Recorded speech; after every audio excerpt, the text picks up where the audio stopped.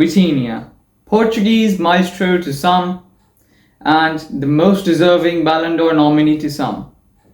Well, this will be my job today to justify that is he, worthy of getting these many Ballon d'Or shouts as he got. Well, we'll have to start from the most important thing while judging a player, his stats obviously.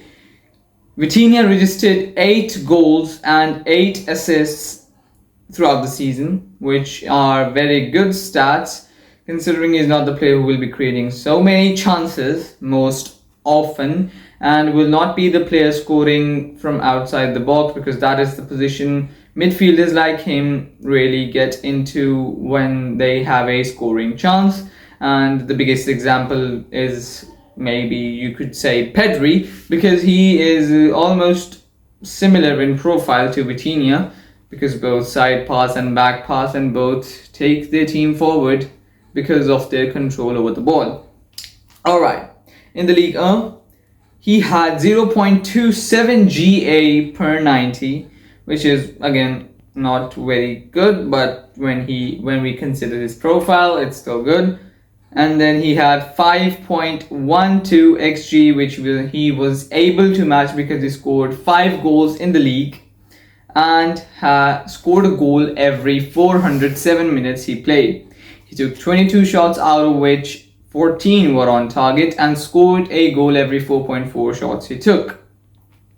His season-long XA in the Ligue 1 was 5.64, which means the man up top wasn't able to convert most of the assists because he only registered 1 assist in the Ligue 1. He completed 2,084 out of his attempted 2,214 passes in the Ligue 1 alone, which is an amazing stat, but considering his profile, it's still very amazing. And he kept a passing accuracy of 94.13%. He created 22 chances and was successfully able to complete 21 out of 31 dribbles, won 69 out of 134 ground duels, and put in 39 tackles. These stats alone, especially the passing stat, just show you what kind of a player he is. He's a player who will control the tempo of the game by his passing. He is, a kind of a deep playmaker, if that's a term. He'll get the ball from the defense, bring it forward, maybe get in a little more passes to free up space in between, and then maybe give the ball to the fullbacks, maybe Nuno Mendes or Ashraf Hakimi, and then they will just whoop the ball into the box, and the goal may be scored. But considering there is Ousmane Dembele, the goal will be scored.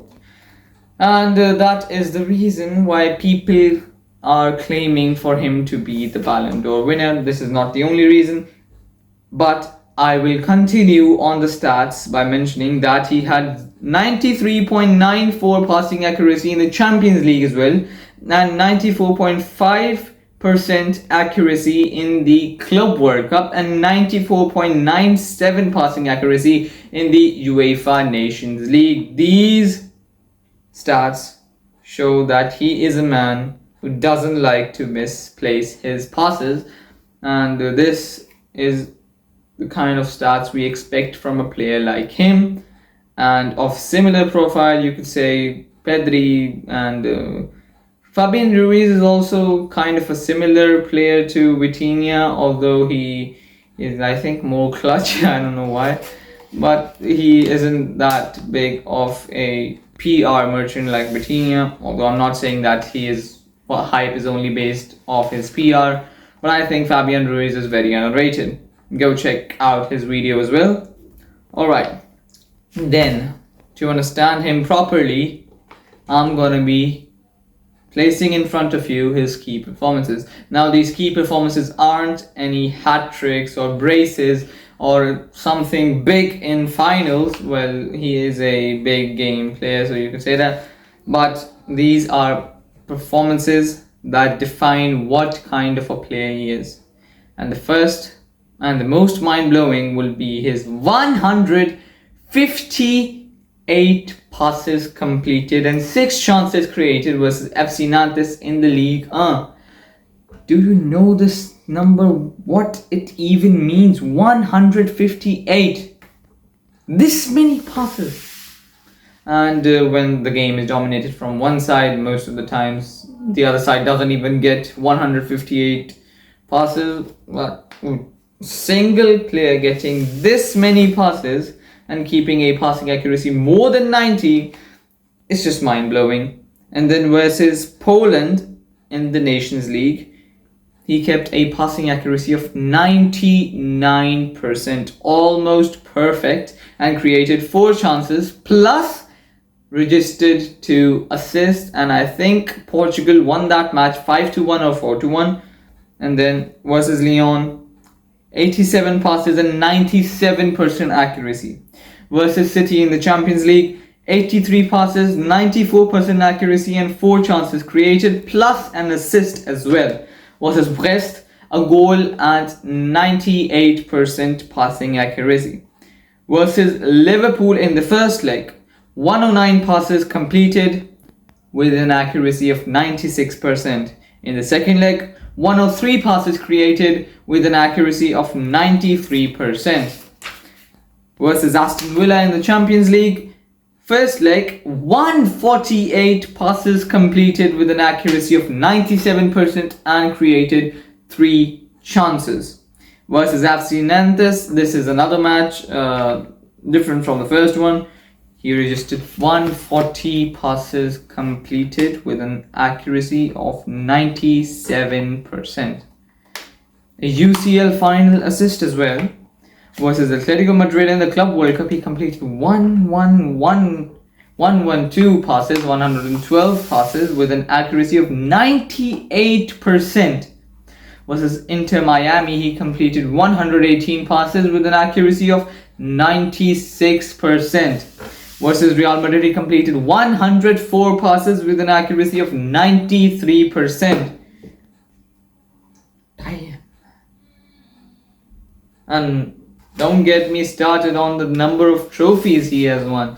The League 1, the Trophy of the Champions, the French Cup, the UEFA Champions League, the UEFA Super Cup, and the UEFA Nations League as well. 6 trophies, these kind of performances, and I don't know why Pedri is getting so many shouts when a similar player to him has achieved so much more than Pedri has. And in my opinion, he is more, pleasing to watch. I'm talking about Vitinha. But I know that the people giving Pedri so many shouts over Vitinha are just Barcelona fans, and we do not care about them. But the media apparently does, and I think so does the Ballon d'Or, maybe? I don't know. But coming to the most important part of this video, my prediction that will he win the Ballon d'Or or not? But with this kind of performances, Portuguese fans were giving Ballon d'Or shouts to either Nuno Mendes or Vitinha, but I think that from Portugal the voting will be in favor of Vitinha more, because he deserves it, man.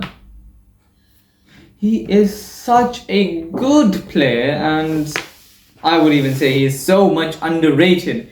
Because the likes of Pedri, I do not disrespect Pedri. I admire him because of his similar stats and everything to Vitinha and his elegance on the ball. But still, last season Vitinha was much better than Pedri, and we all have to admit it, because the amount of trophies that PSG and Portugal won were reminiscent of Vitinha's performances.